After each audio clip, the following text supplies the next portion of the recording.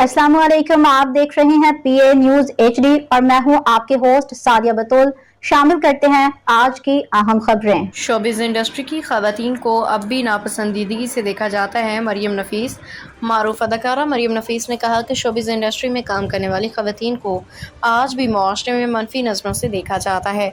अदाकारा मरियम नफीस ने एक इंटरव्यू में अफसोस का इजहार करते हुए कहा कि इस सदी में भी खवातीन के रोज़गार के लिए घर से निकलने को बुरा समझा जाता है। मीरब अली की खामोशी टूटी। आसिम अजहर से ब्रेकअप के बाद पहला रद्द-ए-अमल।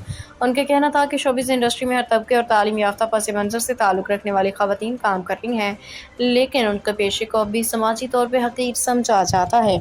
उन्होंने इंकशाफ किया कि सबसे ज़्यादा नमाज़ें ड्रामा सेटों पर अदा की जाती हैं।